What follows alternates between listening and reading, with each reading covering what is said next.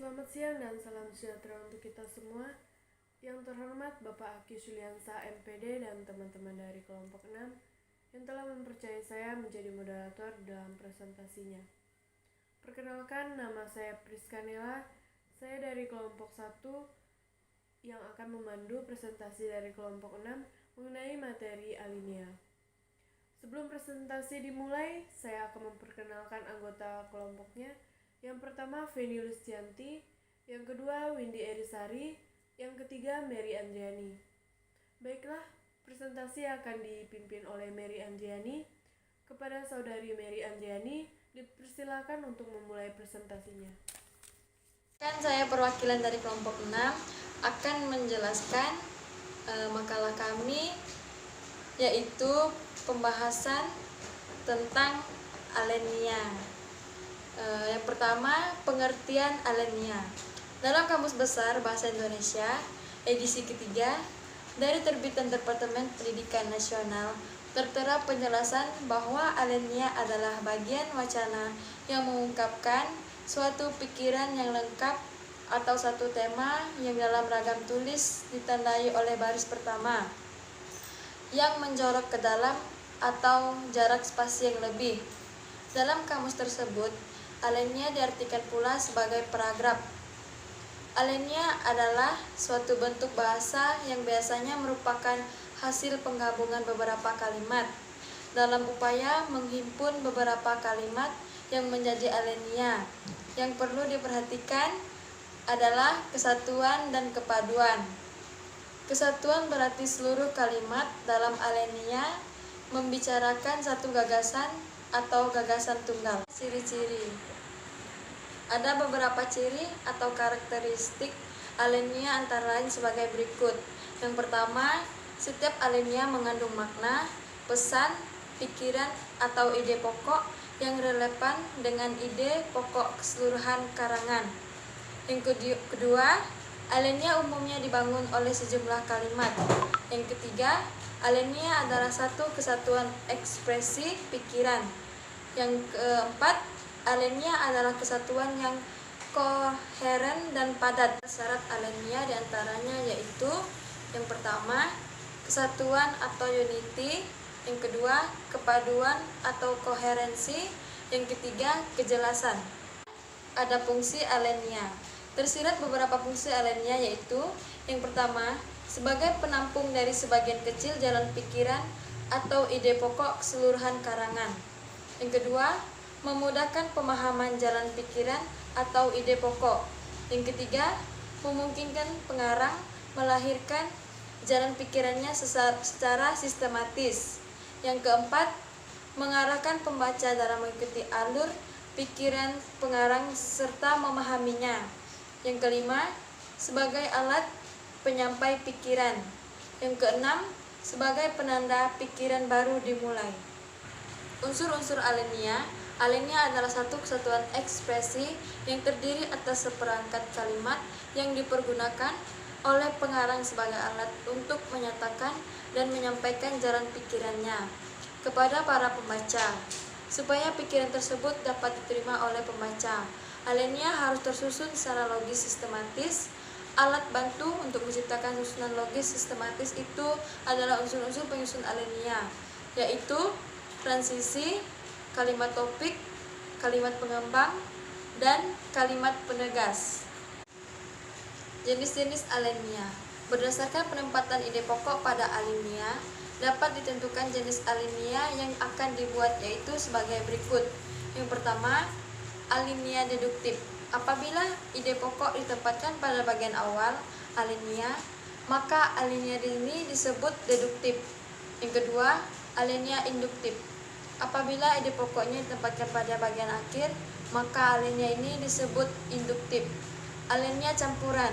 Alinea yang ide pokoknya secara simultan ditempatkan pada bagian awal dan akhir disebut alinea campuran. Biasanya ide yang terdapat pada bagian akhir merupakan pengulangan ide yang terdapat pada bagian awal. Yang keempat, alinea deskriptif.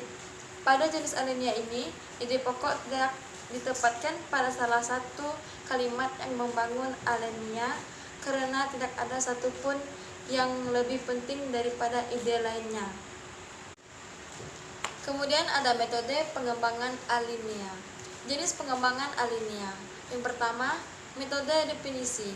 Definisi adalah usaha penulis untuk menerangkan pengertian atau konsep istilah tertentu.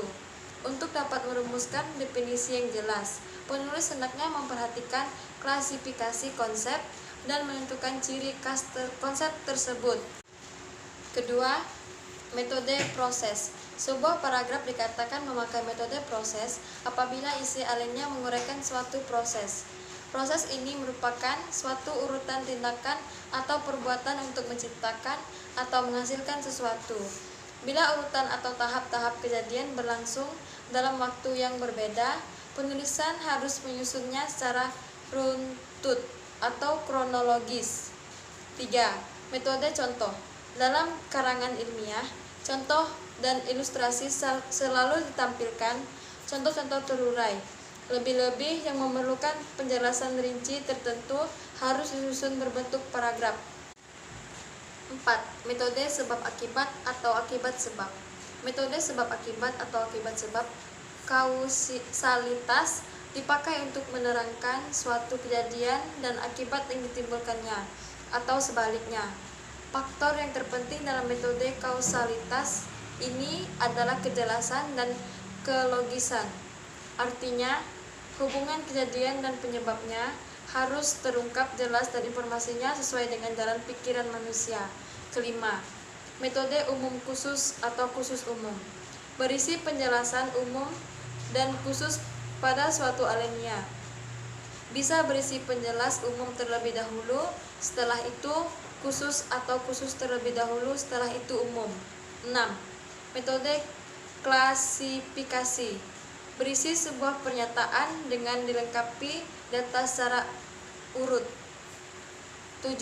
Metode pembandingan atau kontras. Kalimat topik berisi perbandingan dua hal, misalnya yang bersifat abstrak dengan yang bersifat konkret.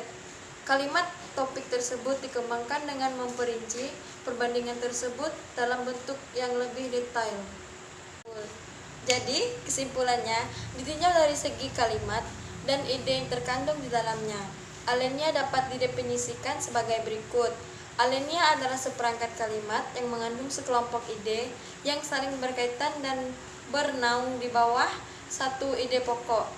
Ditinjau dari segi penampilannya dalam suatu wacana. Alinea adalah bagian wacana yang ditandai oleh baris pertama yang menjorok ke dalam atau oleh jarak spasi yang lebih dari jarak spasi baris kalimat-kalimat lainnya. Berdasarkan penempatan ide pokok pada alinea, alinea dibagi menjadi 4 jenis, yaitu alinea deduktif, alinea induktif, alinea campuran, alinea deskriptif. Dan berdasarkan cara pengembangan ide dan alat bantu yang digunakan untuk menjaga kesinambungan, pengungkapan ide atau keruntuhan ide dapat dibagi dalam 10 bagian. Di antaranya alinea definisi, alinea contoh, alinea perbandingan, alinea analog, alinea klimaks atau induktif, alinea anti klimaks atau deduktif, alinea campuran, alinea sebab akibat, alinea proses, alinea deskriptif. Untuk menyusun alinea secara logis sistematis diperlukan alat bantu berupa unsur-unsur penyusun alinea seperti transisi, kalimat topik, kalimat pengembang, dan kalimat penegas. Keempat unsur penyusun alinea tersebut terkadang muncul secara bersamaan, terkadang pula hanya sebagian yang muncul dalam sebuah alinea. Demikianlah presentasi dari kelompok 6. Saya dan kelompok 6 mohon maaf jika ada kata dan perbuatan yang kurang berkenan di hati teman-teman. Saya Priskanela pamit undur diri. Selamat siang.